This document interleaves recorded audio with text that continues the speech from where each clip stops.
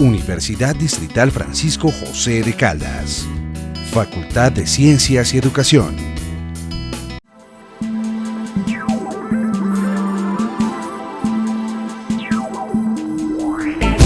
Especialización en Educación en Tecnología.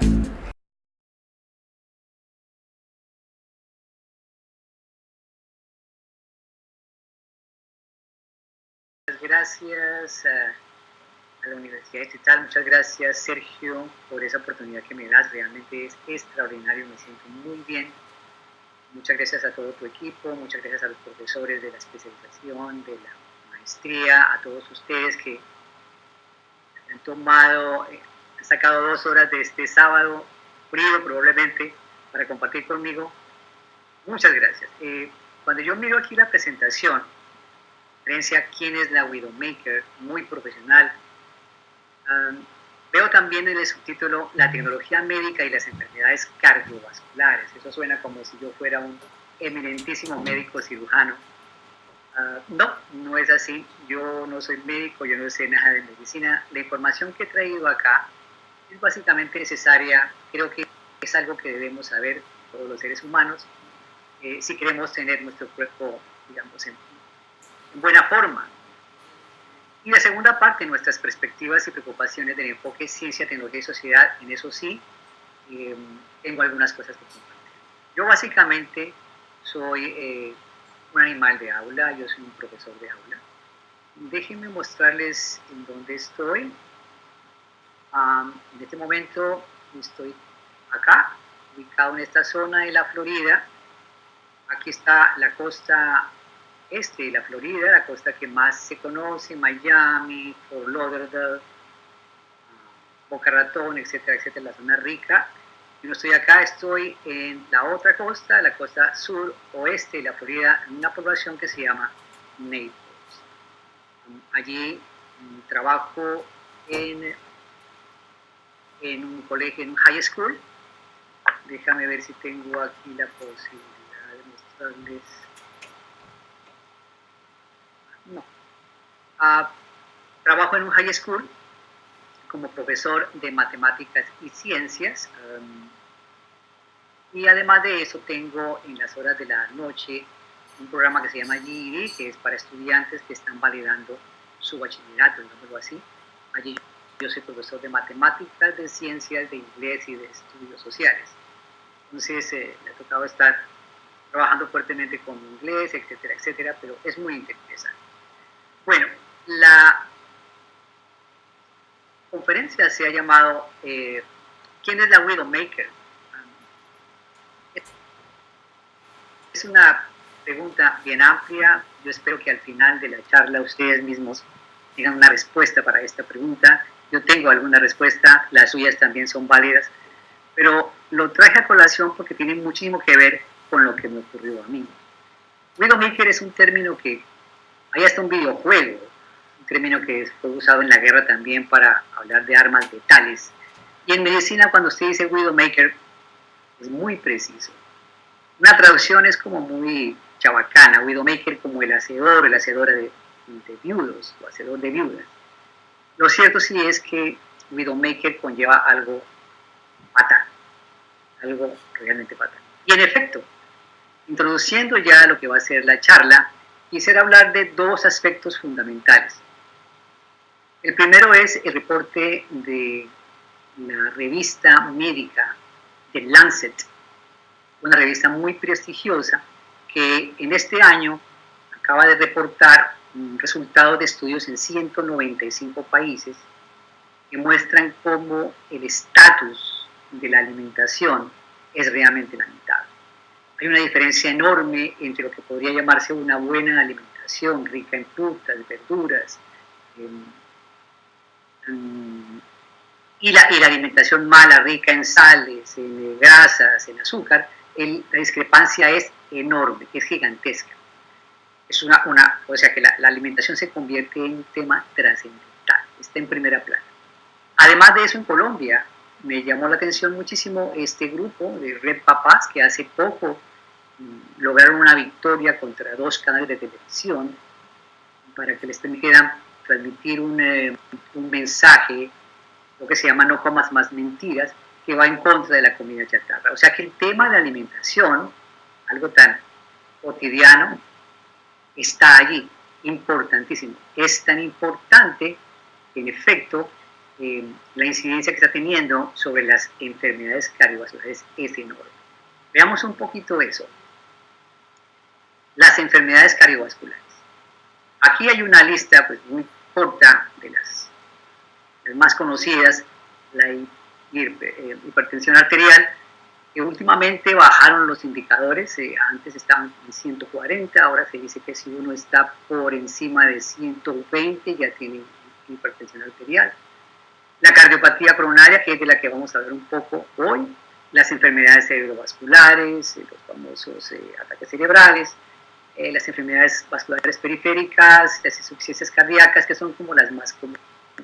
Lo cierto es que el tema de las enfermedades cardiovasculares está en primera línea. ¿Por qué? Por los altísimos costos que esto representa y además de eso por estos datos que he traído acá que son para mí dramáticos.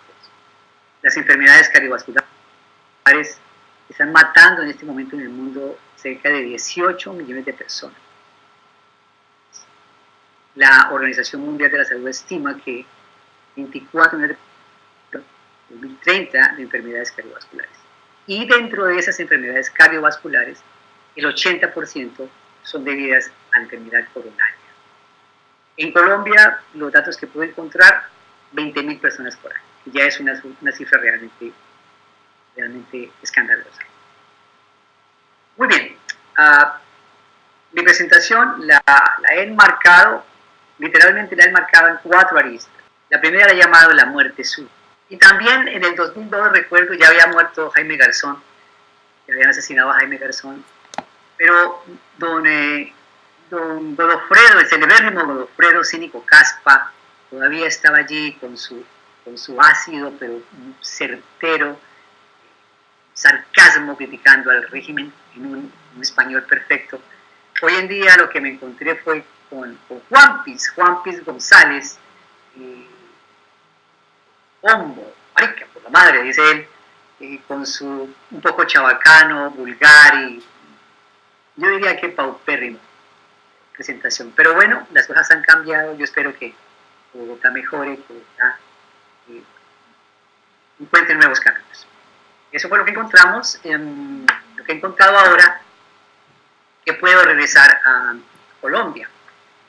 En uno de mis viajes en el año 2016, en noviembre, para la semana del Thanksgiving, que es una semana muy importante en los Estados Unidos, nos dan esa semana, la última semana de noviembre, pues viajé a Colombia y de regreso a los Estados Unidos después de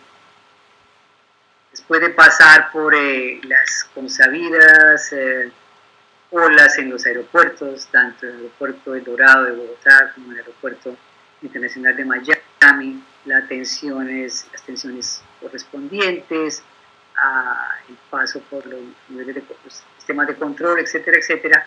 Bueno, subsistí, después viajé de Miami a mi casa en Naples y perfecto, eso fue un sábado y todo estaba bien. Al día siguiente, ya domingo, listo, ya había pasado el viaje, entonces me levanté temprano a hacer mis ejercicios matutinos, a hacer mi jogging acostumbrado. Yo más o menos hago unas 3 millas diarias. Esto fue como alrededor de cerca de las 8 de la mañana. Todo estaba bien. Ya cuando estaba acercándome a mi casa, estaba en mi vecindario, esta es la última mirada, ya estaba, digamos, en el sprint final, por así decirlo, cuando ocurrió esto, un apagón total. La luz se apagó. Este apagón duró por aproximadamente 36 horas, porque empezó en el momento oportuno. El tiempo recorrió con la técnica que se debe hacer. Mientras esta persona estaba allí, transcurrieron unos 6-7 minutos, llegó entonces la ambulancia. En la ambulancia ya uno está en manos de los paramédicos. Los paramédicos obviamente lo que hicieron fue inmediatamente aplicar un desfibrilador y poner el corazón a marchar nuevamente. En este tiempo me dicen que transcurrieron como unos 6 o 7 minutos para que esto ocurriera. Perfecto. Cuando llegué al hospital me recibió este doctor. Mi esposa me dice que es otro arcángel. Bueno, él me despierta, llamémoslo así, y me pregunta, todo está bien, tranquilo, yo no podía hablar, yo tenía tubos, 3 tubos en la boca, estaba conectado a todas partes. Me dice, usted se encuentra en este momento en el hospital, ha tenido una muerte súbita. Yo soy el médico a cargo, yo no le salvé la vida, a usted le salvó la vida esa persona que le hizo el masaje CPR tan oportuno, fue el que realmente permitió que yo pudiera hacer una intervención. Lo que encontré, me dice él, lo que encontré fue lo siguiente. Eso que está allí es su sistema coronario. No es exactamente el mío, no tengo la fotografía del mío, pero algo como esto encontramos. Su sistema coronario es un asco. Lo que ustedes ven allí son las obstrucciones que yo tenía en las venas coronarias, que estaban algunas ya en el 98% de obstrucción. Dice, cuando yo lo vi a usted, pensaba que una persona como de 55 años, dije, no puede ser. Este es un sistema coronario de una persona de 70 años. Entonces, pues, el impacto fue tremendo. Él me dice, en efecto, lo que le causó a usted ese evento fue la Widowmaker. Widowmaker. Entonces, miremos un poquito qué es eso de la Widowmaker, por qué la llaman así. Este es el sistema coronario. Básicamente, aquí tenemos estas venas que irrigan el corazón.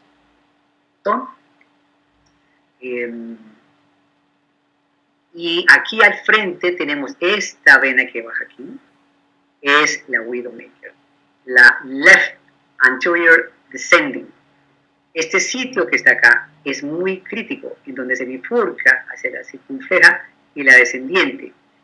Este sitio es muy propenso a los coágulos y mata millones de personas en el mundo. Entonces, por esa razón, le han dado el nombre de Widowmaker. Lo que ocurrió, más exactamente, está en esta diapositiva, es que aquí está la descendiente. Cuando el coágulo actúa, esta parte queda sin irrigación sanguínea. Entonces, si no hay inmediatamente una intervención, lo que va a ocurrir es esto. Vamos a encontrar que esa parte que quedó sin irrigación va a morir. El corazón no tiene la irrigación sanguínea, la oxigenación, y va a morir. Si transcurre más de 10 minutos, probablemente sin una intervención la persona muera. Es posible que logren salvarla, pero va a quedar de pronto usando un marcapasos, va a quedar lesionada. Afortunadamente, vuelvo y repito, gracias a la intervención oportuna de esa persona que sabía hacer un CPR, y piensen ustedes en la alfabetización de la gente en torno al CPR, esto no ocurrió. Entonces, estoy aquí vivo para contarles a ustedes el cuento. Más exactamente, miremos en detalle ya, tenemos aquí una observación en corte de lo que ocurre acá en la Widowmaker. Esta es una vena normal. Aquí tenemos una vena que ya empieza a tener la famosa placa que está metida aquí. Es el endotelio. Mucha gente piensa que se pega aquí en esas capas. No, ella está metida aquí adentro. Y esta capa que va creciendo con los años, han encontrado ya que niños de 12 y 13 años tienen este tipo de crecimiento negativo en sus arterias. No solamente es colesterol, son fibras y curiosamente también son glóbulos blancos que intentan limpiar el colesterol, pero es tanto el que está llegando que no lo logran, mueren allí y se va conformando como una costra, por así, que es la que va disminuyendo el calibre de la vena.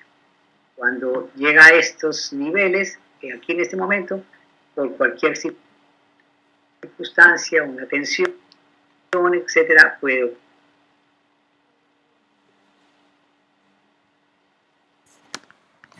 ocurrir. Y ese coágulo es el que produce aún la taquicardia.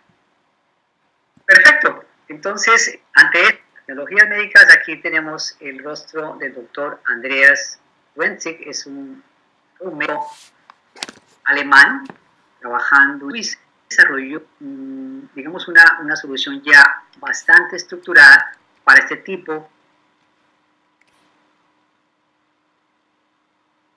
de situación.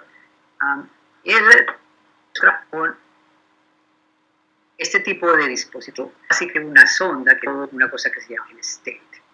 Voy a mostrarles a ustedes el stent. Esta pequeña malla circular es la que se denomina un stent. Y los tamaños no solamente se colocan los stents se colocan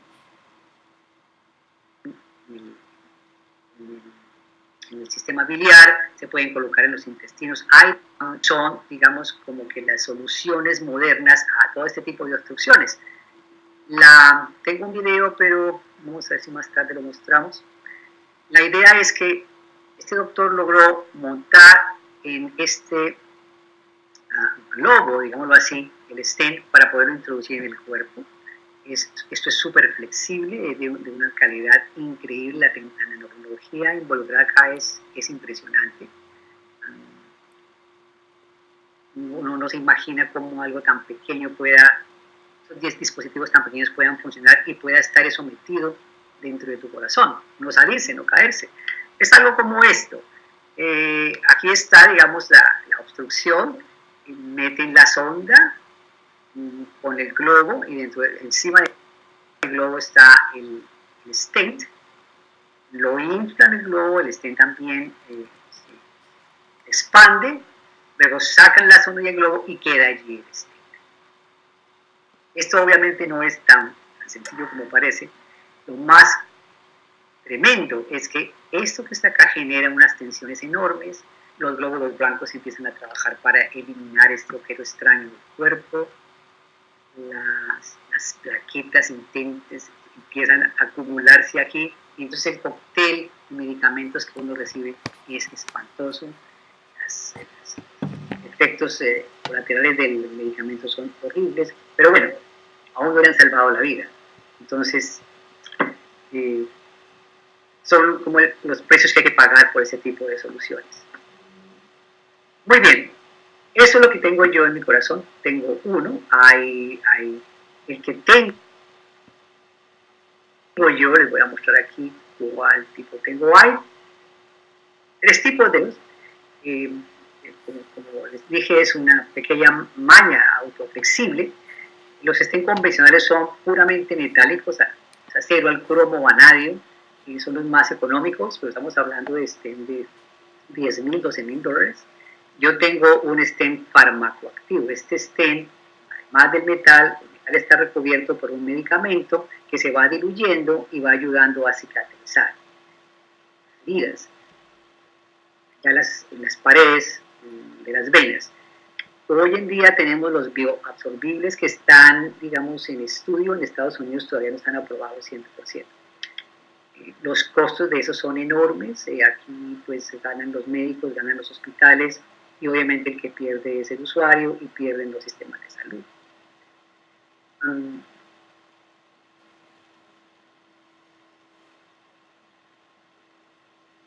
Pero lo que tenemos hasta este momento, los sistemas. Muy bien, veamos, diapositiva les muestra mi carnet. Ese es mi carnet de socio del club. Como ustedes se pueden dar cuenta, es bien curioso. Aquí tengo mi primer stent, porque ellos prevén que las personas que les han colocado un stent van a tener más. Hay personas que les han puesto 4, 5, 6.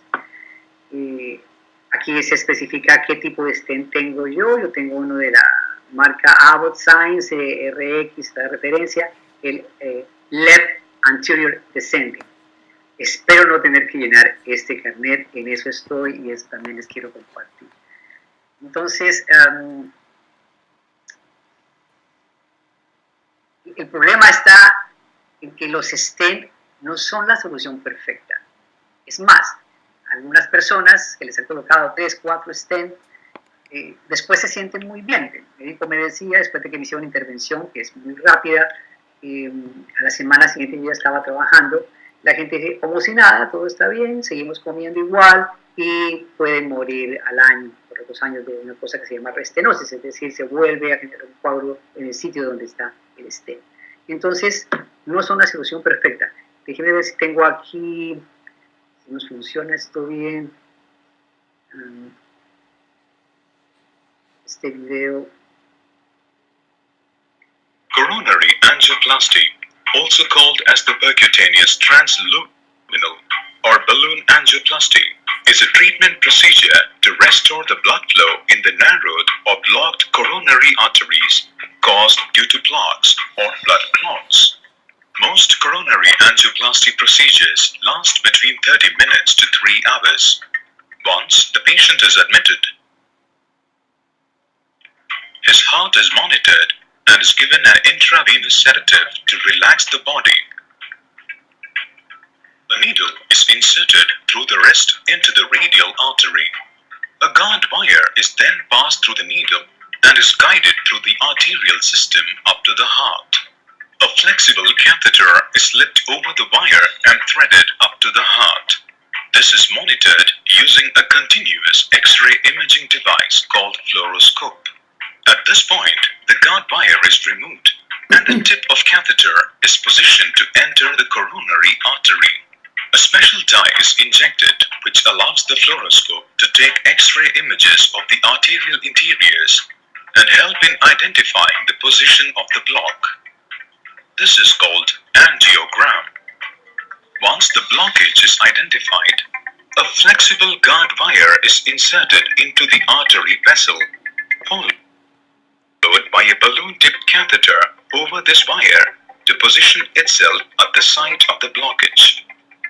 Rapid inflation and deflation of the small balloon pushes the vessel wall out, re-establishing the flow of blood in the artery.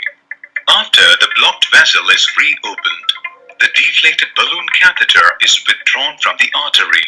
The same treatment procedure is repeated in the case of multiple blockages.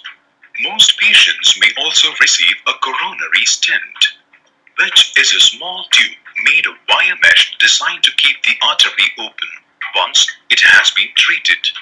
A collapsed stent is placed over the deflated balloon catheter as it is inserted into position. When the balloon is inflated, the stent expands and locks itself into place. The deflated balloon and catheter are withdrawn, leaving the stent behind to hold the artery open permanently. Post-treatment, a pressure bandage is applied over the radial artery to prevent bleeding. One will need to lie down for several hours, during which signs of bleeding or chest pain will be monitored.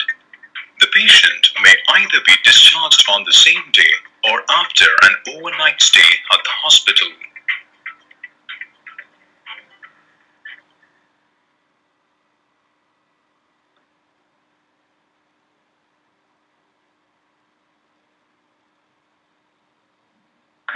Writing's not that easy, but Grammarly can help. This sentence is grammatically correct, but it's wordy and hard to read.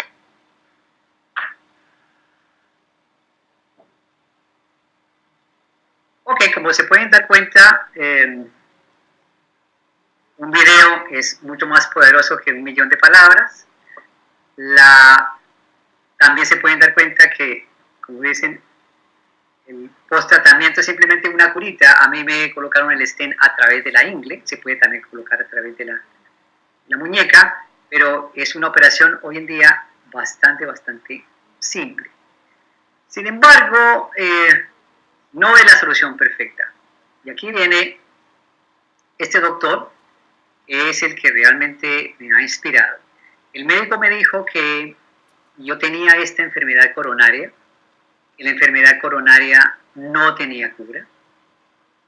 Al contrario, a medida que van pasando los años se va haciendo más complicado y que pues cuidarse muchísimo.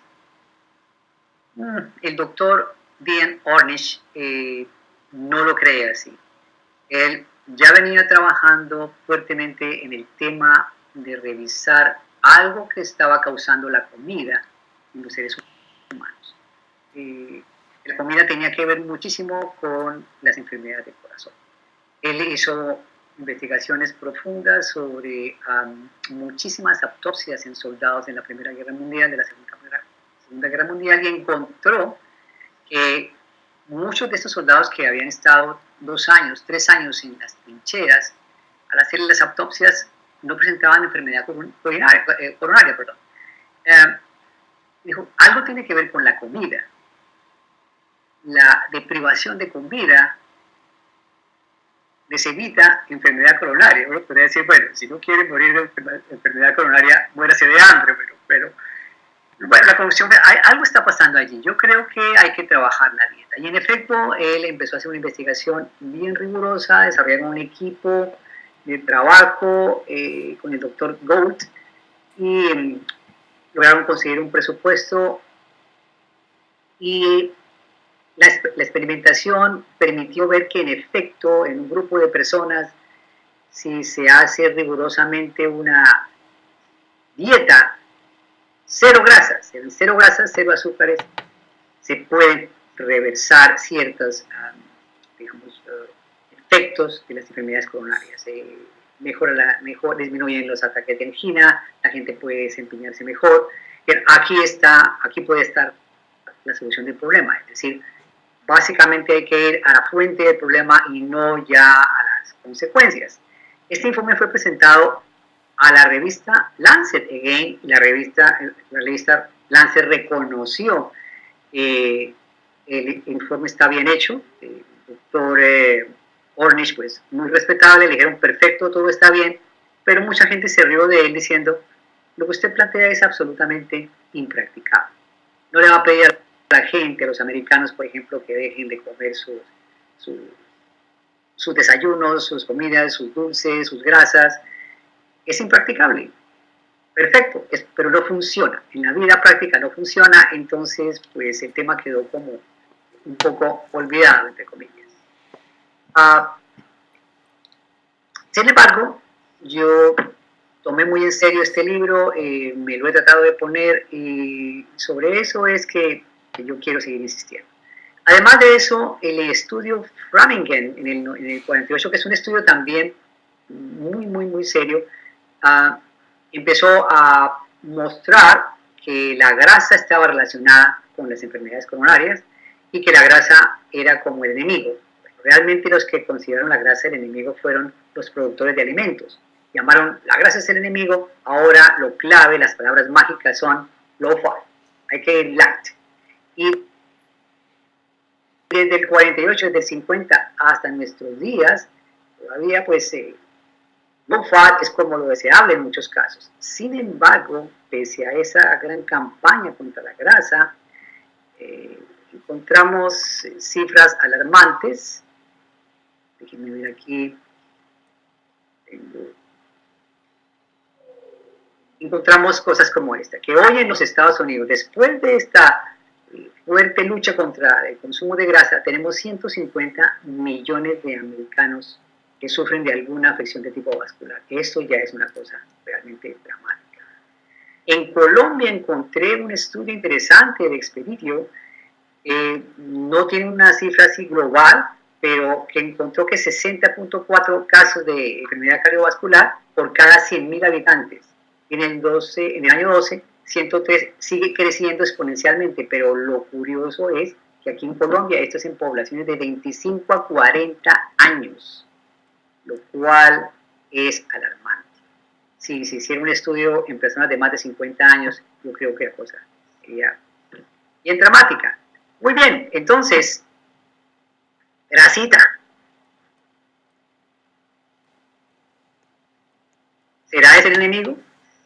Las deliciosas empanadas, o la fritanguita dominguera, o el delicioso chancho, como llaman los puertorriqueños. Bueno, ¿es este el enemigo realmente? ¿O qué piensan ustedes de este delicioso plato? Me gustó muchísimo la manera como lo presentan, arroz con huevo frito y plátanos, lo llaman frutos secos de Oriente, lonjas de banana doradas. Somos pobres, nos falta es glamour. Esta fotografía se ha demostrado a mucha gente y me dicen que qué delicia, que no sé qué, pero cuando uno mira en detalle la carga de grasa que esto tiene, pues es impresionante. Y sobre todo, pues grasas saturadas. Se han reemplazado ahora, se ha venido hablando muchísimo de otro tipo de grasas, de este tipo de grasas, que son, pues digamos, las más sanas, las monosaturadas, las que forman parte de la dieta mediterránea, pero también son grasas. El doctor Ornish recomienda en su libro que si uno quiere reversar la enfermedad coronaria, hay que cortar radicalmente todas. No hay buenas ni malas, simplemente las grasas fuera. Eso hice yo por más o menos un año. He cambiado un poquito, pero en efecto sí uno siente que va mejorando en muchos aspectos. Ahora bien, con estas cifras dramáticas,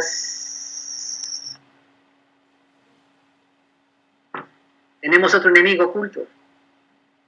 En los años 60, los productores de comidas ultraprocesadas pagaron, la corrupción está en todas partes, pagaron a las organizaciones que venían haciendo investigación sobre el impacto del azúcar en el desarrollo de enfermedades cardiovasculares, hicieron pagos enormes y lograron ocultar los informes que mostraban que como que la grasa no es el enemigo número uno. El enemigo número uno es la dulce, el azúcar, y que en efecto es un enemigo letal. Pues bien, hoy en día encontramos que estudios han mostrado que el azúcar está tan presente en todo esto, que es la misma azúcar, el azúcar que usted puede encontrar en las frutas, o el azúcar que usted puede encontrar en estas comidas ultraprocesadas, es la misma. El problema es la cantidad de azúcar que uno está ingiriendo. En un reporte leía que el azúcar que puede haber en una Coca-Cola puede ser el mismo que hay en 4 o 5 manzanas. Usted no se come 4 o 5 manzanas en un solo golpe, pero sí se toma un vaso de Coca-Cola, acompañado con una dona. Entonces, esto es azúcar líquido que entra a tu organismo de una manera veloz, va a tu hígado, el hígado no lo puede procesar, lo convierte rápidamente en triglicéridos y luego, pues, obviamente, colesterol. El azúcar que está allí, la glucosa y la fructosa que está en las frutas, entra al organismo rodeado de antioxidantes, de proteínas, de fibra, entonces es un proceso mucho más natural. Pero es azúcar también. Y la que está aquí está en los productos ultraprocesados. Es enorme también. Entonces, uno dice, bueno, me voy a tomar un juguito de naranja en la mañana, acompañado de pronto de un pancito, un snack hacia las 11, de pronto es un pedacito de pizza, y por qué no al almuerzo también como algo de fruta, y luego en la tarde un vinito, y de pronto una cervecita, y que la celebración, etcétera, etcétera. Entonces uno es inconsciente realmente de la cantidad de azúcar que está. Uno no tiene conciencia de eso. Uno lo da por descontado, uno cree que está muy bien, pero realmente algo está pasando allí. El impacto que está generando esto en tu organismo es inmenso. Obviamente, también las investigaciones han mostrado que no en todo el mundo es igual. Hay personas que les afecta más la grasa, hay personas que les afecta más el azúcar. No hay soluciones perfectas, no hay dietas perfectas, en eso hay que insistir. Muy importante entender que este no es un asunto de dieta, que no es la prioridad de una dieta o de verse bien, este es un asunto de comer sano. Con los avances de la medicina, después les recomiendo una página que es extraordinaria, en donde ya estamos hablando de biotinta, de la creación de órganos, inclusive de algunas vacunas que eventualmente podrían curar, eliminar el colesterol de las venas. Es fabuloso, pero ¿qué sacamos con vivir más años si no los vivimos años? Y que esto hay que empezarlo muy temprano. Ustedes, auditorio, seguramente personas que están entre los 25, 30, 40 años, hay que empezar ya. Y no es una paranoia. no es una paranoia, es algo que es básicamente tomar conciencia de lo que está ocurriendo. Muy bien, ante este panorama que he presentado, miremos un poquito CTS y educación y tecnología. Ya es evidente que el tema de la alimentación, el tema de la nutrición, es un tema de impacto social. Por lo tanto, obviamente es un tema de CTS. Y es un tema, yo diría que TS, tiene que ver más con tecnología y sociedad, porque la comida, al fin y al cabo, es un producto tecnológico. Punto. Y es el que está, es el gran causante de toda esta problemática. ¿Qué tiene que decir la educación en tecnología al respecto? Una mirada muy rápida, ustedes seguramente ya han trabajado esto en sus clases.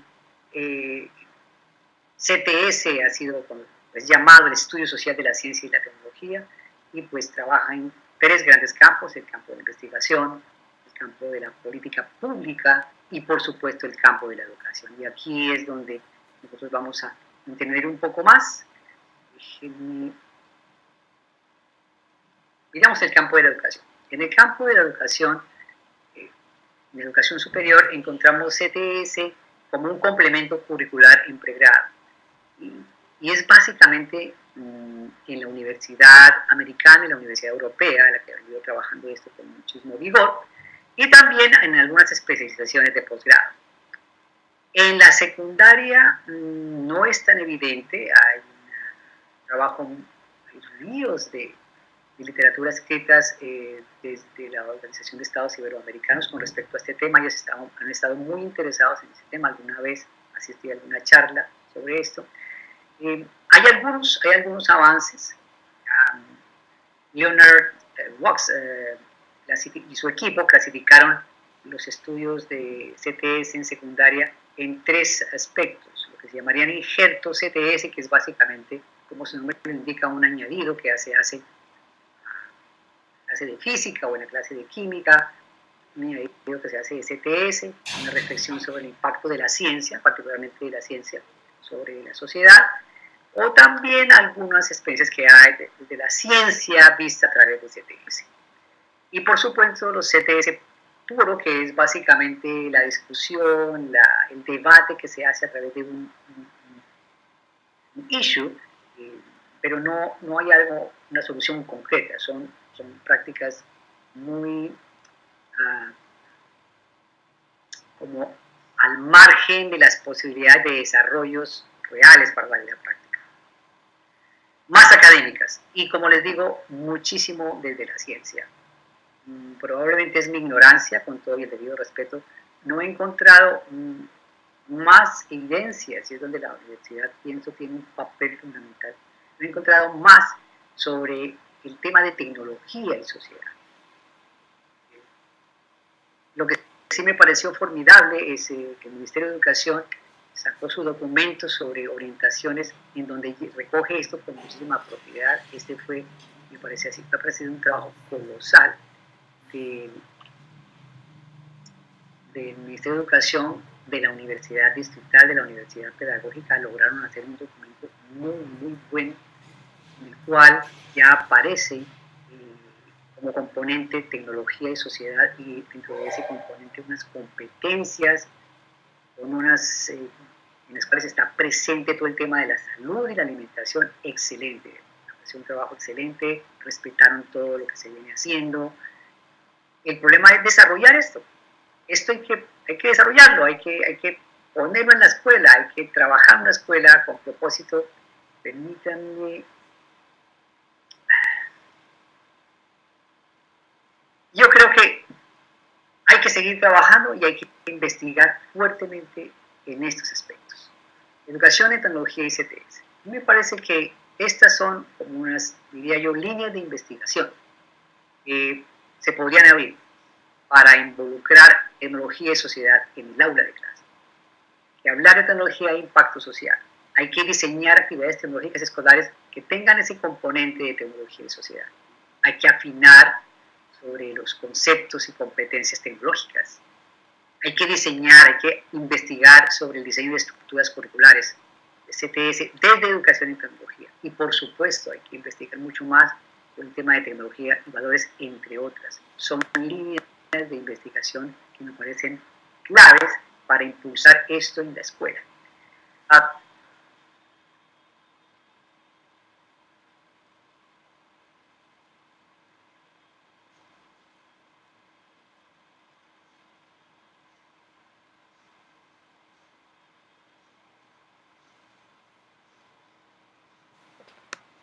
De manera que en la presentación,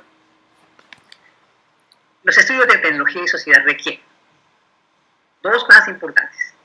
La primera, esto me lo robé, con el debido respeto, profesor Briceño, profesora Molina, Antonio y otros, me robé su hermoso libro de las aulas invisibles a través de las pantallas.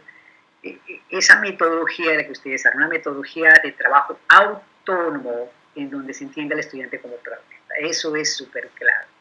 Él es el que construye su propio conocimiento. O sea que eso me parece fundamental del trabajo de tecnología en el aula.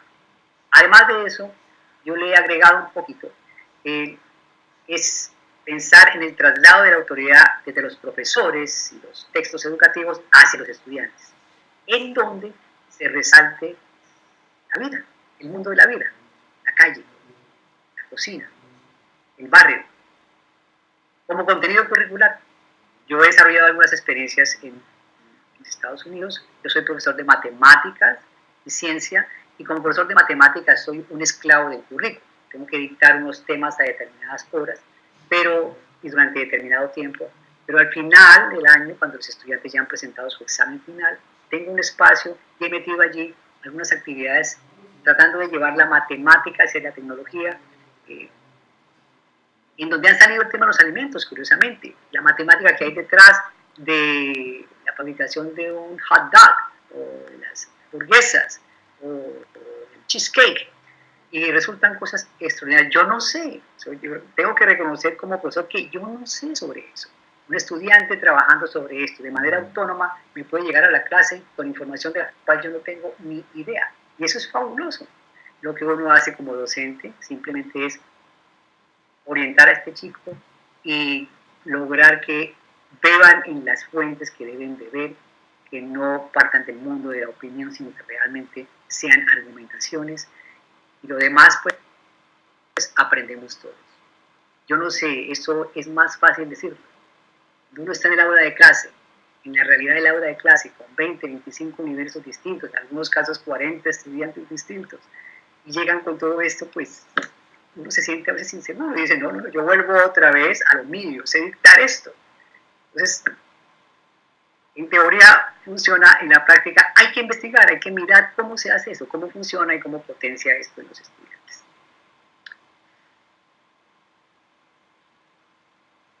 Tecnología y alimentación, claro que sí, claro que sí.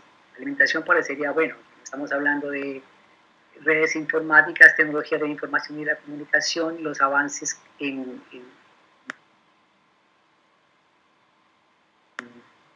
hay extraordinarios, los microcomputadores digitales, las prótesis, la humilde alimentación que está allí al alcance de la mano. Es prioritario preparar a los niños y las niñas para esa guerra contra la comida. ¿Sí? Y a la educación en tecnología, por supuesto, le compete a los primero, formar al estudiante en el diseño y puesta en práctica de planes individuales de nutrición sana. Yo pongo aquí al estudiante, pero yo tuve que hacer eso. Yo tuve que diseñar con la información que yo obtuve, que me dieron los médicos, lo que he leído al respecto, las conferencias a las que he podido asistir sobre problema coronario, sobre stents. Yo tuve que hacer mi propio plan individual de nutrición sana. Porque al fin y al cabo, yo soy el dueño de mi cuerpo. Yo tuve que empezar a pensar, bueno, ¿dónde está mi manual de funcionamiento? ¿Qué modelo soy yo? ¿Qué soy yo? A veces uno como que da eso por sentado, y lo más importante es la vida, es uno. Lo demás, pues sí, la familia, la nutrición, etcétera, etcétera. No es uno. ¿Sí? Estoy diciendo los abuelos, sin salud no hay nada. No valgo nada si estoy enfermo. Entonces, hacer mi propio plan individual de nutrición sana, que no es una dieta, olvídense, no es una dieta. hay que trabajar con la comunidad y hay que alfabetizar a las comunidades en el análisis de productos alimenticios y etiquetas informativas. La semana pasada nos viene como anillo al dedo la discusión sobre las etiquetas. En esto en Europa se está trabajando muy fuertemente. Los productores de alimentos ultraprocesados están allí intentando manipular la situación, porque está esperando es que las etiquetas traigan como un semáforo en el que diga esto rojo, esto es nocivo para la salud, tenga mucho cuidado con eso. Y aún así, la gente sigue consumiendo los productos, pero ya estas son cosas que van a ayudar muchísimo, en lo que hay que trabajar, por supuesto, toneladas. Y a la educación en tecnología, por supuesto, le compete liderar el diseño y puesta en marcha de planes y programas de choque contra la mala alimentación. Este año, el año entrante, perdón, en el colegio donde yo trabajo, tenemos máquinas dispensadoras y seguramente me voy a ganar muchos enemigos. Esas máquinas dispensan basura, pura basura, pura comida procesada, comida de paquete. Yo voy a empezar a trabajar con los chicos en desarrollar un plan que cuestione todo eso y logre presionar a las directivas para cambiar esas máquinas por otro tipo de snacks, más sanos, más nueces, más semillas. En un principio va a ser muy complicado, pero es lo que es, hay que seguir, hay que hacerlo. Ahora, esto realmente me parece que es como el cierre de la charla, y es que la educación en tecnología debe ser un elevador de la conciencia. Es una palabra en inglés que es el consciousness raiser. Consciousness. Es mucho más allá de despertar. Nosotros hablamos de conciencia, inconsciencia, pero es algo realmente muy profundo. El elevador de la conciencia individual y colectiva sobre el uso responsable de los productos tecnológicos, en donde la comida es fundamental. Pero también tenemos cosas como el ruido. ¿Quién hace el ruido? Lo hacemos nosotros. ¿Quién ensucia? Nosotros. Todo está en nosotros. Uno es el que debe despertar. Nuestra responsabilidad está allí. La solución está en nosotros. Muy bien. Dos sugerencias. Curiosity Stream, series de medicina, si ustedes quieren investigar un poco más sobre el tema de la medicina, son 2 episodios maravillosos, se llaman The Body, sensacionales sobre los avances de la medicina.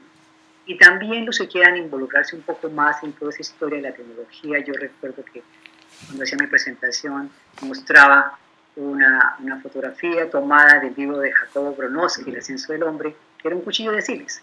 El profesor Brian Cox nos lleva, en este episodio en particular, nos lleva a la cuna de la civilización y muestra el primer desarrollo tecnológico, el poder que tiene ese desarrollo tecnológico en el proceso de creación de herramientas.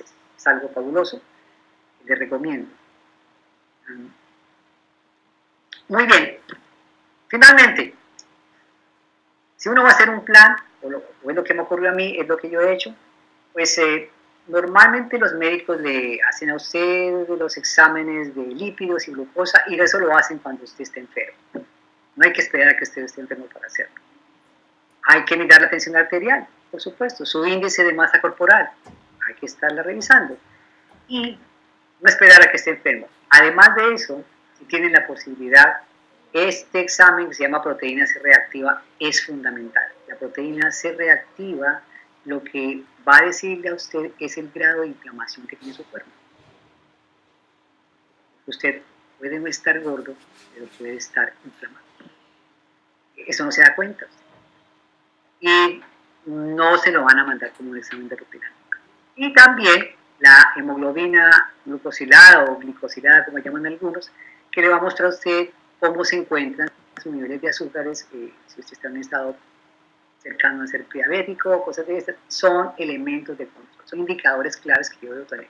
Si usted tiene su moto, si usted tiene su carro, pues está pendiente de la gasolina, del aceite, etcétera, etcétera, todos los días. Porque en nuestro cuerpo no. Uno asume cosas, ¿no? Yo asumo que estoy bien. Ese soy yo, ese Widowmaker, que de pronto uno asume cosas y, no despierta, no toma conciencia de lo que está pasando.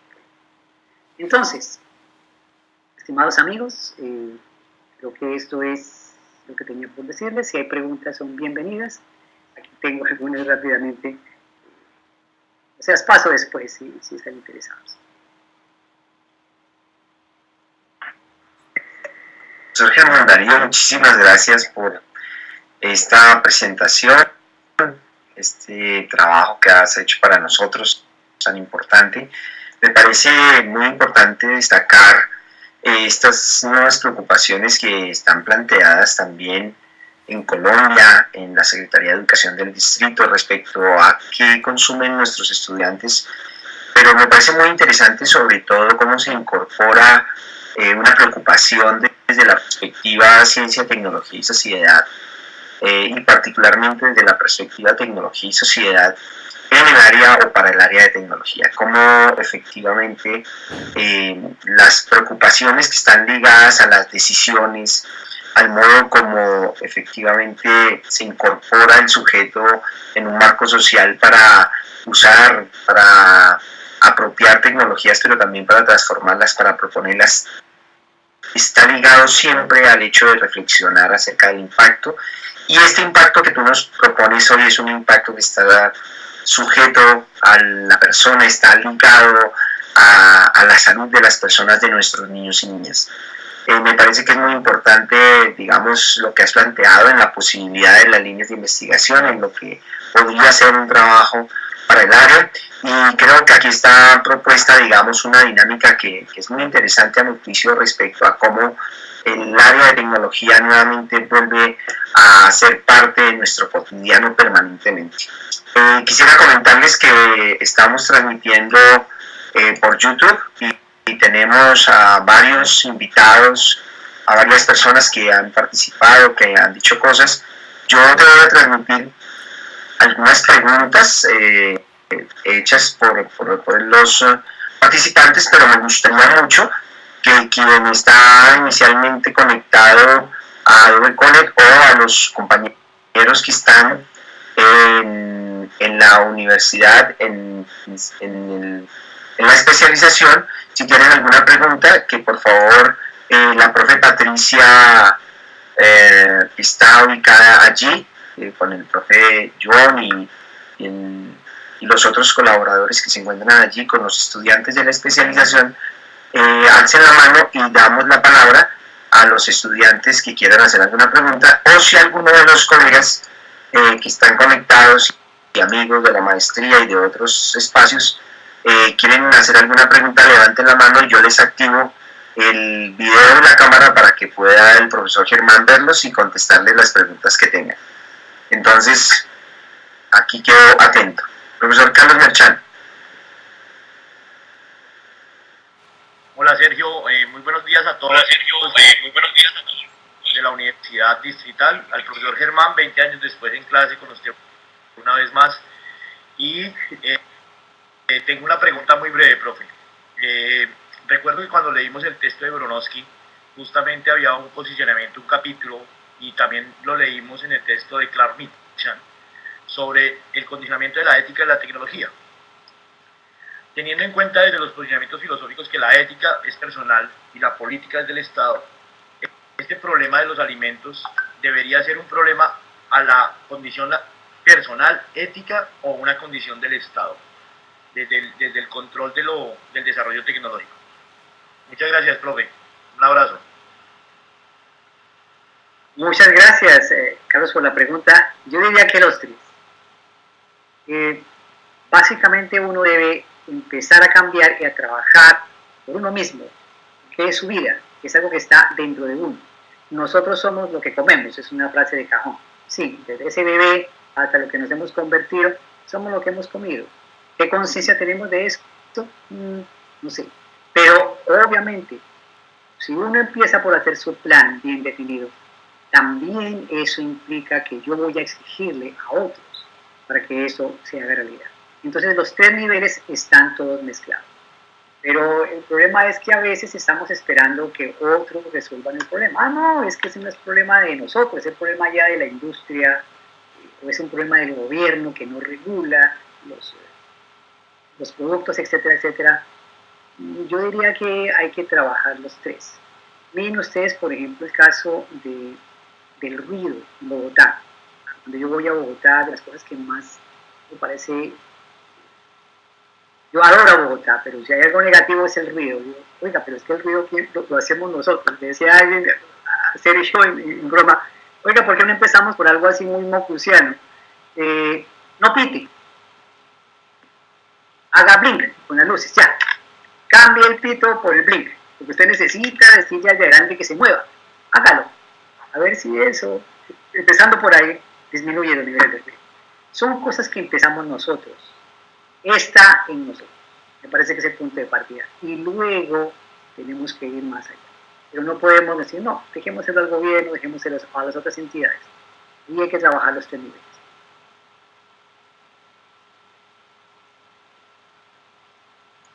Me pregunta Duván Angarita, la manera como tú llevas la tecnología al campo matemático en tu aula de clase. ¿De qué manera lo haces? Si es que lo haces.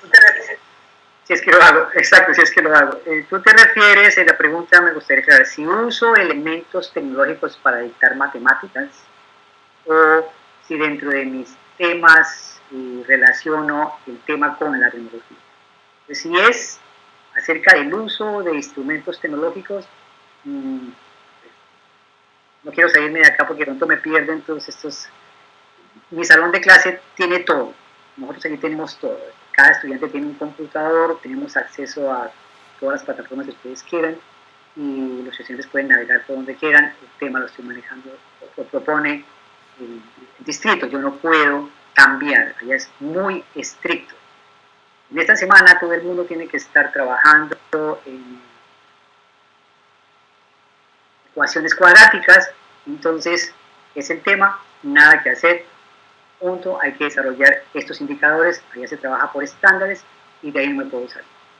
Ahora, si es cómo aplicar este conocimiento a elementos de la tecnología, sí, tengo un espacio que me toca realmente robar. No existe ya el área de tecnología en nuestros colegios, en los Estados Unidos eso desapareció hace mucho tiempo, eso se deja más para la universidad. Lo que hago es, al final del año, en el último mes, yo tengo un espacio como libre, en donde los estudiantes hacen algunos proyectos. Lo que he hecho y que me ha dado excelentes resultados es libre. Alguna vez les quiero mencionar aquí muy coloquialmente, y les dije, bueno, pues, ¿qué proyectos hacen? ¿Qué les gusta a ustedes, muchachos? Y lo que me dijeron ellos, pues obviamente, nos gusta comer y nos gusta dormir. Ok, comida, ese es el punto de entrada. Entonces, en comida, ¿qué les gusta comer? No, pues pizza, cheesecake, lasaña de pronto, todas las otros productos de paquete, etcétera, hot dogs, burgers. Y bueno, muy bien, perfecto. Trabajemos de eso, encontremos la matemática crítica de eso. Ese era como el pretexto. Y resultaron cosas extraordinarias. Yo tuve particularmente un grupo de muchachos que le trabajó fuertemente al tema de los hot dogs. Ellos descubrieron por ellos mismos la cantidad de elementos nocivos que están metidos allí. Ellos se encargaban de hacer las presentaciones. Yo aprendí muchísimas cosas al respecto. No tenía ni idea de muchas cosas. No tenía ni idea de los cheesecake tampoco, cómo se hacían. Ahí es donde les estoy diciendo. Yo, como maestro, tengo que aprender con ellos. Entonces, y obviamente, aquí aprendemos en matemáticas aplicadas. ¿No? Es lo que he hecho. Porque no tengo una clase de tecnología. Cuando ya... ok, Germán, cuando ya has respondido parcialmente la pregunta, el profesor César Linieski pregunta si existe un espacio curricular exclusivo en Estados Unidos para la educación en tecnología, con lo cual pues yo te sugeriría si puedes ampliar un poco lo que conversamos acerca de STEAM y lo que se viene haciendo, por lo menos de tu parte, en ese sentido. Muchas gracias, profesor César, ¿cómo está? En efecto, no existe en el currículo un espacio que se llame educación en tecnología o área de tecnología. No en la educación básica, en la educación media. En el high school hay algunos espacios para hacer actividades en diseño, depende de cada institución, depende de cada condado. Por ejemplo, en el condado donde yo estoy es muy fuerte el tema del turismo, entonces lo que se llamaría aquí en Colombia hotelería y turismo tiene un espacio particular y los estudiantes aprenden recetas, etcétera, etcétera. Pero no hay un espacio. Ahora bien, lo que se viene impulsando últimamente es STEAM, que sale, que significa o viene de poner juntos la ciencia, se llamaba Science, Technology and Engineering, pero ahora lo llaman Science, Technology and Math. Son como ¿se acuerdan de las ferias de la ciencia? Los estudiantes llevan allí sus proyectos, hay muchísimo de ciencia, del concepto de ciencia aplicada allí, mucha robótica, pero se hace esporádicamente, no todo el tiempo. En lo que yo conozco, que yo trabajaba en Virginia, trabajé en Virginia 4 años y en la Florida 4 años, en el sistema básicamente se hace énfasis en las 4 grandes áreas, son matemáticas, ciencias, lenguaje y estudios sociales. Pero un espacio como tal no lo hay. Colombia, creo yo, tiene una ventaja enorme, el tener ese espacio para el área de tecnología e informática. Y ahora tener esas orientaciones es una cosa que no se imaginan lo fabuloso que es eso, porque le da un marco, digamos, un respaldo legal y además está muy bien estructurado con toda la flexibilidad y le permite la autonomía curricular que el profesor cree con los estudiantes. En ese sentido somos beneficiados, pero no en Estados Unidos, por lo menos en los estados que conozco, porque ustedes saben que en un estado es pena de muerte hacer esto, en otro estado no. Entonces, es lo que le podría decir, profesor.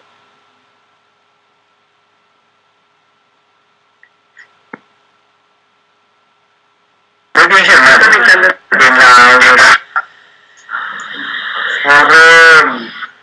John Pulido, que es profesor de sistemas tecnológicos y dirige trabajo aplicado, tiene una pregunta para ti. Profesor Germán, muy buenas días. Creo que de pronto en Estados Unidos tengamos el mismo horario. Es un gusto conocerlo, por lo menos de manera virtual y por supuesto saludarlo. No sé si me escucha. Sí, lo estoy escuchando. Muchas gracias. Muchas gracias. Bueno, yo creo que me dio un poquito en aprieto porque la pregunta iba enfocada hacia lo que el profesor iba a preguntarle desde STEM, pero no, creo que hay un elemento que me interesaría preguntar y es, definitivamente creo que una de las situaciones en las cuales uno empieza a trabajar en el ámbito del diseño es cuando ve una necesidad. Creo que fue lo que ocurrió de cierta manera en su situación, debido precisamente al accidente que tuvo, por supuesto. Entonces empieza uno a involucrar en estos temas y empieza a abordar una cantidad de elementos que confluyen en algo que incluso es parte del trabajo que se ha desarrollado por muchos años que tiene que ver con tecnología. Pero me gustaría saber en el país para que no necesitemos llegar a extremos de caer en situaciones tan difíciles, y hablo del país como tal, porque realmente pensaría es por dónde empezamos, por las políticas, por las prácticas, por la parte ética. ¿Cuál sería el consejo para que nosotros, desde la formación que podemos brindar a un grupo de personas que tenemos a nuestro alrededor, sea como lo mejor para poder iniciar y después cuál sería el siguiente paso? Muchas gracias. Muchas preguntas. Micrófono de la universidad, si es tan amable. Gracias. Primero, empezar por nosotros. Hace poco escribí un documento para el Ministerio de Educación que se llama las virtudes cardinales de una clase exitosa. En eso he venido trabajando. Dentro de eso, lo escribí porque definitivamente uno como educador, así no sea el dueño del saber en ese momento, cuando usted está con un grupo de estudiantes, uno es el que pone lo que se llama el mood, el ambiente, el humor de la clase. Uno está de mal genio, si uno tiene algún tipo de problema, la clase lo nota y los chicos no le van a funcionar. Entonces, depende muchísimo de lo que uno sea capaz. Entonces, si yo voy a hablar de nutrición, de alimentación, etcétera, etcétera, y yo no me he puesto eso, es empezar por uno mismo, despertar de uno mismo. Nosotros tenemos que despertar nuestra conciencia tecnológica. Uno. Lo segundo es, miremos la clase. ¿Qué es una clase exitosa en tecnología? Ya sea porque es un injerto de tecnología, ya sea porque es una clase de diseño en tecnología. ¿Qué es una clase exitosa? ¿Qué la hace exitosa? Respuestas, hay que buscarlas, hay que trabajar allí. Además de eso, los conceptos tecnológicos, las actividades tecnológicas aún hay que seguirlas afinando. ¿Qué es lo que realmente hace que este trabajo sea en tecnología y no en ciencias, por ejemplo, no sea en matemáticas, sea en tecnología, y qué es lo que pretende desarrollar el estudiante? Todo eso en el aula de clase, con mucha rigurosidad, por supuesto, y luego escribir. La universidad está ahí, es clave. Yo discutía con Sergio, le comentaba, estuve haciendo el doctorado en Cuba, que los cubanos tienen bodegas enteras de producción de los maestros, en blanco y negro, en papelito, muy sencillo, pero son cosas que han hecho los maestros en el aula de clase con los chicos, que están documentadas, referenciadas, y que son punto clave para iniciar. Entonces, esperar que te cambien el currículo, esperar que te cambien la política, es muy complicado. Hay que hacerlo. Yo invitaría básicamente a eso, a trabajar en el aula de clase, a diseñar ese tipo de actividades, a conciencia y a convertirse como en los impulsores del despertar de la conciencia individual, conciencia tecnológica individual.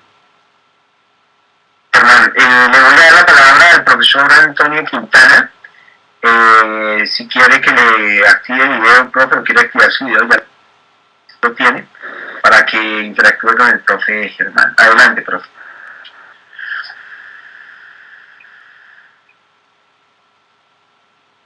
Profe Quintana bloqueó su micrófono.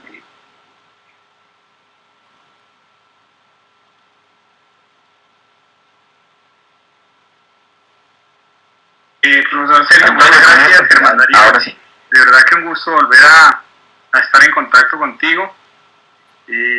Uno de los pioneros, iniciadores de toda esta discusión y todo este trabajo. Bien, mi pregunta va en relación con lo siguiente. Landon Wiener, en su artículo de Los artefactos tienen política, nos muestra cómo, digamos, esta sociedad contemporánea está fuertemente influenciada por las decisiones de orden tecnocrático. Y de otro lado, la perspectiva CTS nos ha planteado como uno de los grandes retos la participación social en los temas tecnocientíficos.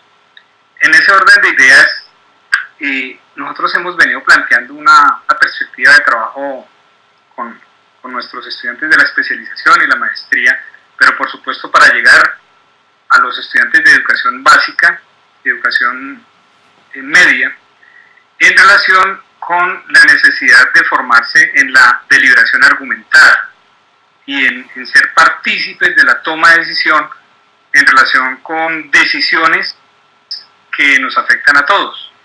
Yo suelo plantear en mis cursos, por ejemplo, el tema de Transmilenio y la toma de decisión o tomas de decisión para la ciudad de Bogotá, en particular con Transmilenio, una decisión absurda que recién se toma de seguir incorporando buses que siguen siendo muy contaminantes, aunque la contaminación sea menor que los anteriores, digamos a costa de la salud de la ciudad.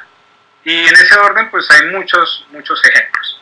Mi pregunta es que tú has planteado, digamos, la necesidad, por supuesto, de la formación como sujetos autónomos, pero también está el otro elemento, y es la formación de una ciudadanía que participa, que delibera y que actúa en relación con estos temas de tecnociencia y que tiene que ver con una necesaria formación, una alfabetización en ciertos elementos de la ciencia y de la tecnología que permita que esa participación y esa deliberación sea argumentada. Mi pregunta es, ¿cuál sería tu punto de vista en relación con ese componente de formación de la ciudadanía para la participación, para la deliberación en temas que hoy por hoy son toma de decisión más bien de los gobernantes de turno y de los tecnócratas?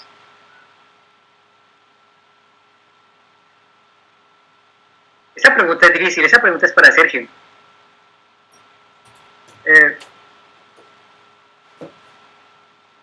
Yo creo que el papel del docente de tecnología en el aula es básicamente orientar a los niños y las niñas para identificar la información que es argumentada, información que no son opiniones, que no es basura.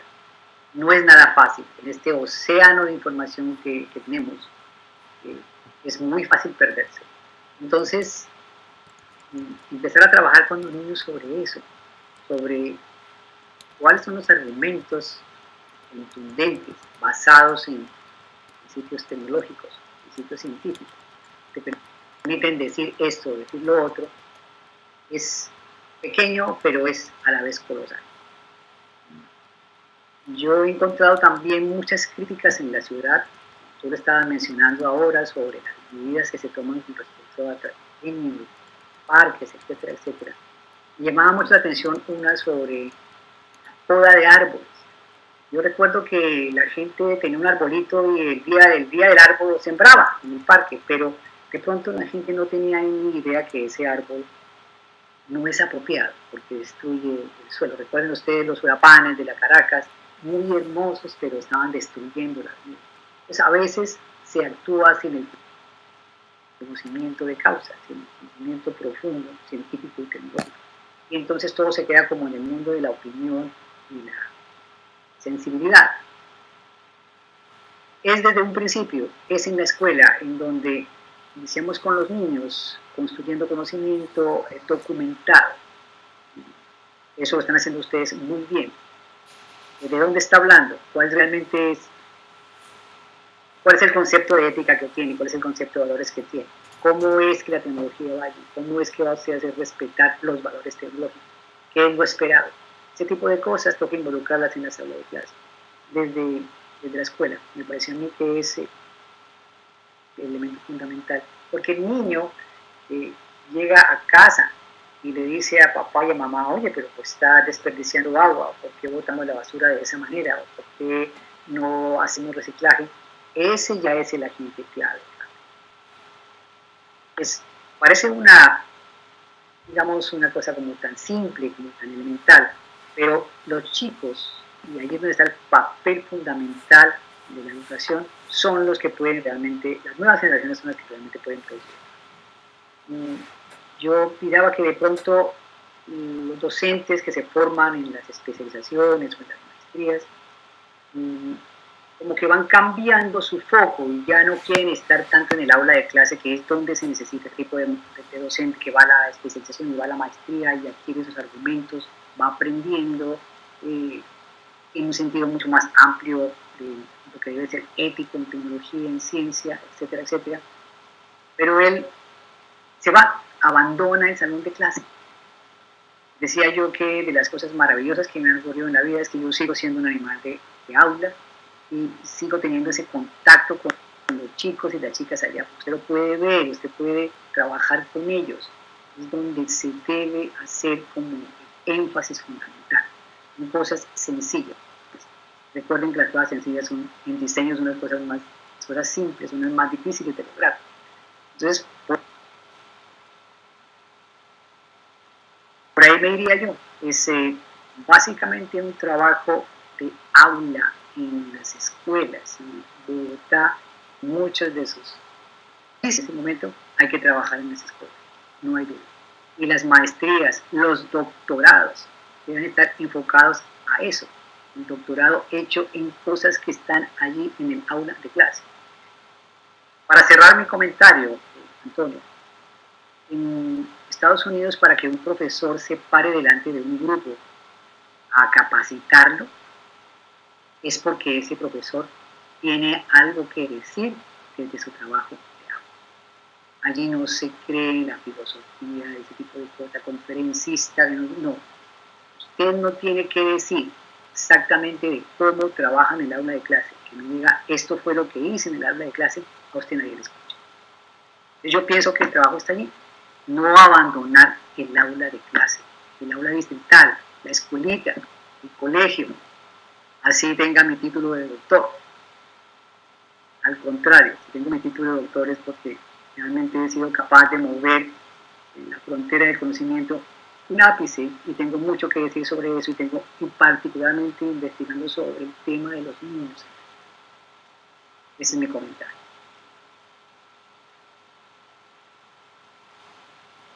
Profe Patricia Telles, pues te vuelve y te saluda y plantea lo siguiente: si bien los alimentos transgénicos se presentan como la gran alternativa para responder la demanda de una población en crecimiento y al gran deterioramiento del suelo por químicos utilizados actualmente que han afectado tiempos y calidad de las cosechas, se podría considerar perjudicial la intervención genética que actualmente se logra gracias a los avances científico-tecnológicos en los seres vivos.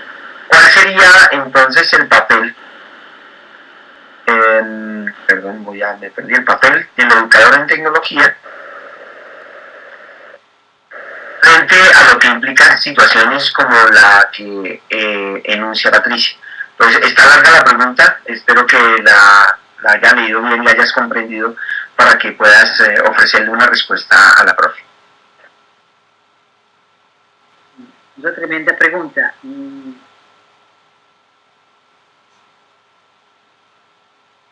En ese momento acá en la sociedad americana hay una tensión muy fuerte entre lo que llamamos productos orgánicos y los productos procesados, los GMO. La gente está empezando a repudiar realmente todo este tipo de productos y está buscando lo orgánico. Pero tenemos un lío muy grande, es que también se piensa que lo orgánico es saludable y no es así. Entonces, yo pensaría que la sociedad cada vez es más consciente de las cosas que le están haciendo daño, por eso vemos tanta prensa ahora con respecto al tema de la nutrición y la alimentación, y es la misma. Vuelvo al cuento de la conciencia. Si tienes conciencia de lo que estás consumiendo, tú tomas buenas decisiones. No importa que haya este producto, es que miren, las comidas ultraprocesadas son ricas, son baratas, están al alcance de la mano, están ahí. Y comprar una comida, digamos, más saludable, es más costoso y no están al alcance de la mano. Una comida en Estados Unidos, uno con $5 puede desayunar, almorzar y comer. Hay comidas de 99 centavos, trae su carne, su arroz, sus habichuelas, su puré de papa y toma agua de la fuente. Pero eso es increíblemente insano. La decisión está en ti. Entonces, yo considero que la escuela debe propiciar los argumentos para que los niños, las niñas, la comunidad tomen decisiones educadas, informadas. Es lo único que podría decir. Ya hay más evidencia, afortunadamente hay más evidencia del impacto que están causando estos productos, que no es la salida por allí, que debemos buscar cosas mucho más naturales. Es más, aquí también en Nueva York hay un grupo muy interesante que está desarrollando cultivos en las terrazas, cultivos con productos más orgánicos. Hay una conciencia, está creciendo muy fuertemente, aquí crece muy fuertemente, no lo veo así en Colombia. ¿Por qué crece aquí? Porque existe la posibilidad de discutirlo, de ponerlo en evidencia, de ser criticado abiertamente, como el programa que les decía al comienzo de la charla. Unos papás que dicen, oh, oiga, tenemos un programa aquí que cuestiona la comida chatarra, queremos pasar la televisión en horario AAA, y alguien dice que no, y pelea políticamente, pero ahí está. Eso hay que seguirlo impulsando muy fuertemente, eso hay que seguirlo trabajando. Es una tarea colosal, pero no tenemos una respuesta a la vuelta de la esquina, ya es algo que... Y ahí es donde el área de tecnología tiene que trabajar fuertemente. Bien, Germán Darío, en la universidad hay otra pregunta, me decía la profesora Patricia que el profesor Edwin tiene una pregunta para ti, y luego le doy la palabra a la profe Ruth que la ha pedido. Hizo un comentario a través del chat y le vamos a dar la palabra. Profesor Edwin, adelante. Un gusto conocerlo, profesor Germán. Soy licenciado en Educación Pedagógica Infantil y estoy actualmente haciendo una especialización en Educación en Tecnología, y en nuestro país estamos trabajando el CTS, y me surge la siguiente pregunta: ¿cómo involucrar a todos y todas en la educación en tecnología de la mano del enfoque de CTS? Dado que me gustó la parte donde dice que todos tenemos la solución está en nosotros, ¿verdad?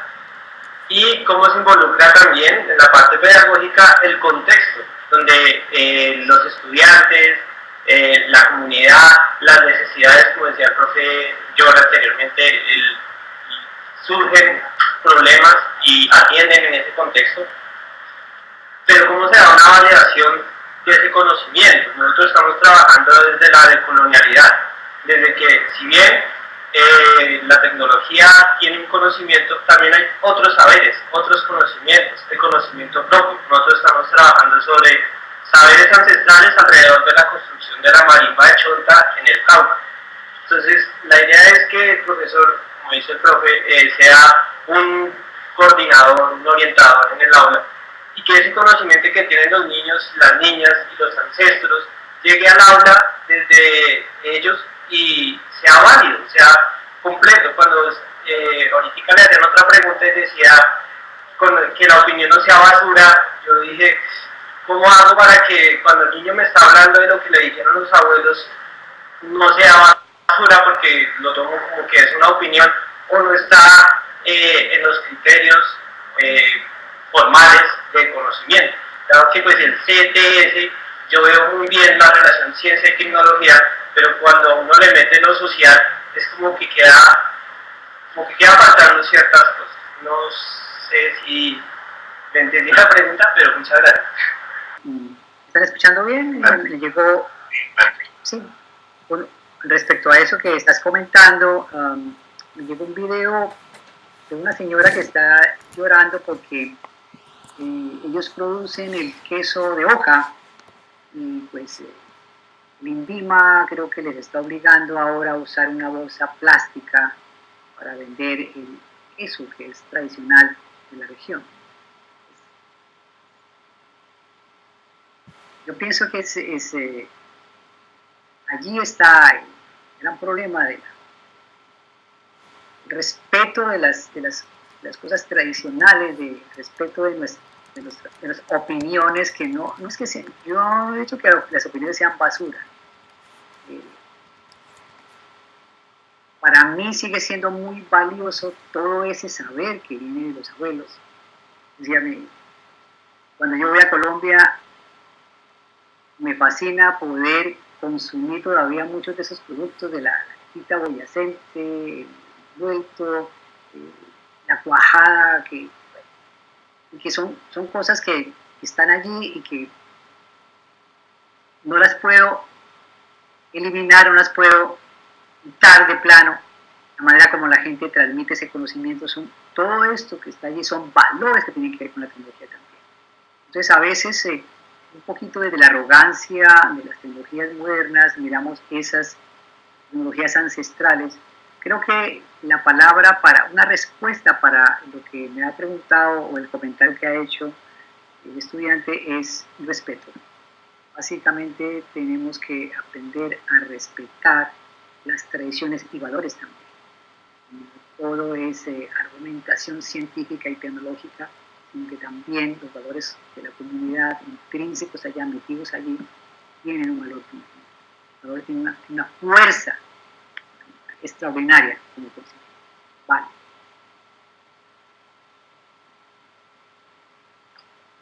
La palabra a la profe Molina, si quiere hacerte una pregunta. Adelante, profe Ruth. Muchísimas gracias. Bueno, un buen día para todos. Profesor Germán Darío, qué gusto tenerlo con nosotros. Me ha parecido muy interesante la reflexión que nos ha traído, sobre todo desde la orilla de los aspectos CTS, que son los aspectos que en el aula de clase empiezan a ser elementos emergentes y que nos permiten encontrar como esas relaciones tan cercanas entre ciencia, tecnología, sociedad, ambiente, y todo lo que tiene que ver, y todo el impacto más bien que tiene este proceso en la formación de nuestros estudiantes. Un elemento que ha sido muy interesante y dentro de la línea de CTS a nivel iberoamericano y en nuestro país, la profesora Isabel Martins y el profesor Carlos Osorio han postulado un elemento que es bien interesante en torno de la participación ciudadana en todo el proceso de construcción social de la tecnología.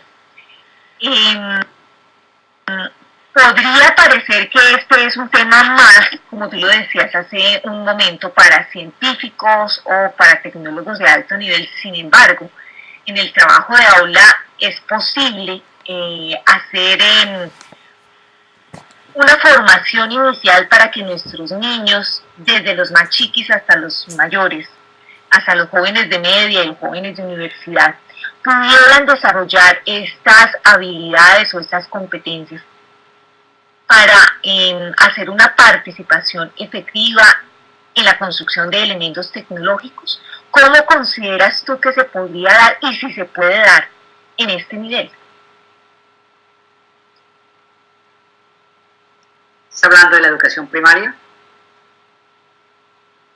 Sí, señor, desde la educación primaria. Yo entiendo que este proceso se puede hacer con diferentes niveles de complejidad. No solamente es un elemento privativo de la formación de nuestros muchachos universitarios o de nuestros muchachos de educación media, sino que también a nivel de educación básica podríamos implementar algunas cosas que ayuden a nuestros niños a ir encaminándose como participantes activos de este proceso.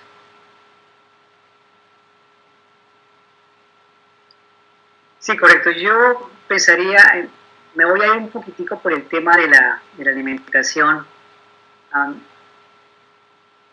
Desde que uno es bebé, desde que le dan las primeras compotas, uno ya está metiéndose en el mundo del azúcar, etcétera, etcétera.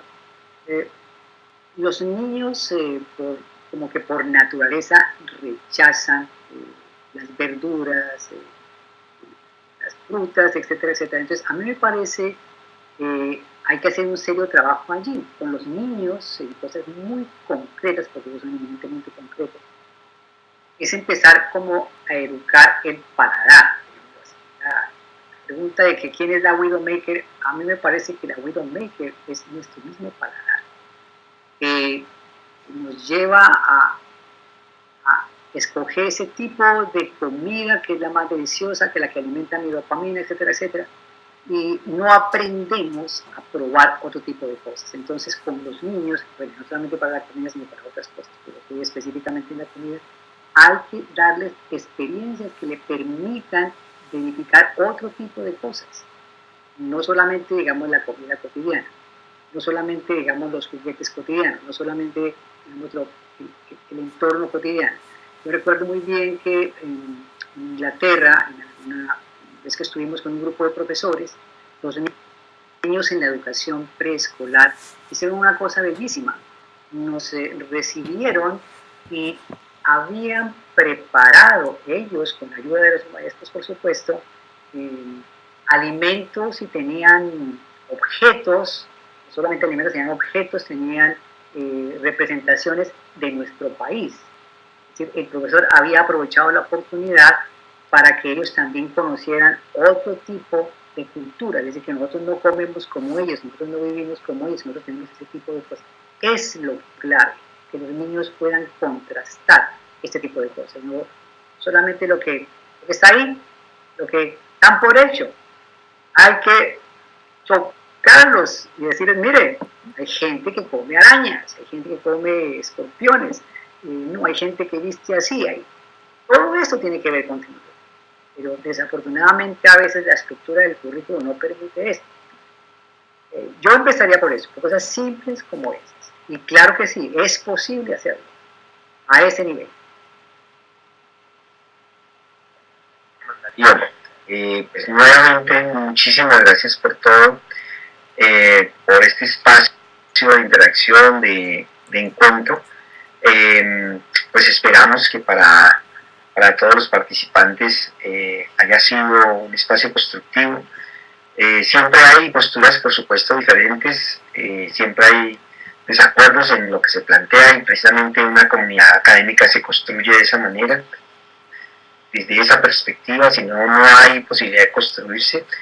Y por supuesto esto nos permite también reconocer en qué lugar estamos. Yo quisiera hacer un comentario respecto a lo que comentó Antonio y también una intervención y luego un mensaje que colocó el profe Carlos Merchán que me parece muy interesante y respecto a tu respuesta también, que creo que si bien, como tú lo has planteado, la preocupación parte de cada uno de nosotros y también planteaste que efectivamente había que considerar los otros 3 niveles, es innegable que hay que darle una fuerza muy importante al tema de la política pública. Entonces, el tema de lo público también implica reconocernos en esa reflexión que tú hacías en las últimas diapositivas con respecto a cómo no solamente el área de tecnología, por supuesto lo que más nos compromete es el área, pero cómo estamos comprometidos desde la escuela con un proceso de formación que permita que nuestros niños y niñas tengan unas mejores posibilidades en todo sentido y que efectivamente la política pública genere los dispositivos que nos permitan actuar frente a las decisiones que se toman cuando se contrata una empresa que lleva la merienda a los niños o la merienda a nuestros estudiantes universitarios, etc. Yo quisiera nuevamente a todos agradecerles por su participación, por acompañarnos en este espacio. No quiero abusar del profesor Germán Darío más. Si de pronto hay alguna intervención final, si alguien tiene, o tú Germán quieres hacer algún comentario final, te lo agradecería para ir dando cierre a este espacio tan gratificante para todos. Una de las cosas que me ha tocado reaprender, a propósito de las preguntas con los niños, las cosas que me ha tocado reaprender, es que, miren, les quería mostrar esto, las preguntas que me han hecho que tienen que ver con la formación de la gente, de los niños. Lo que están viendo ustedes ahí es, yo como colombiano yo no puedo vivir sin el pan. El pan para mí es fundamental y obviamente el pan es el enemigo, pero yo encontré aquí en los Estados Unidos, y en Colombia lo hay también, por supuesto que lo hay, un pan que se llama sprouted bread. Este es hecho de granos germinados, no tiene harina de trigo, es un pan no 100% sano, pero es una delicia y es algo que aquí en la casa mi esposa no le gustaba en un principio, la familia, todo el mundo empezó a comprarlo y ahora todos lo disfrutan y lo quieren. Entonces, no se da por hecho que tenemos que comer esto, no, hay que seguir explorando campos. Déjenme mostrarles otra cosa que es contundente y es, miren, dice, no, pues se está comiendo como un conejo. Bueno, las papayas importadas, algunas de Guatemala, pero esto que está acá, el brócoli, lo hay en Colombia. Aprender a comer esto es bien complicado, no está acostumbrado a nuestros platos tradicionales, bien complicado. El kale, potentísimo. Estos dos son considerados los superalimentos. Investiguen sobre eso y verán lo clave que es. pero obviamente uno no está acostumbrado a comer. Es un hizo tan feo, no sé qué. Ahí está el problema. Tenemos que empezar por nosotros mismos. Yo vuelvo otra vez al tema. Tenemos que iniciar con nosotros. Eso quería mostrarles simplemente, estimados amigos, para que vean cómo me ha tocado reaprender prácticamente todo en cuanto tiene que ver con mi nutrición y mi alimentación. Pues nuevamente muchas gracias a todos, muchas gracias. Vamos a dejar hasta aquí. Ojalá que tengamos la oportunidad de volvernos a encontrar en otro contexto. Ya personalmente tendremos lo posible un espacio para la maestría contigo, para que nos saludes y podamos compartir los avances del trabajo que se vienen realizando contigo, con los otros colegas. Esperamos con los demás colegas que se han conectado poder retomar estos aspectos de discusión para luego en las redes y en los espacios en donde nos encontramos poderlos discutir. Un abrazo fraterno a todos, un feliz día y profesor Germán, mil gracias, y a todos muchísimas gracias por su participación. Hasta una próxima oportunidad. Muchas gracias.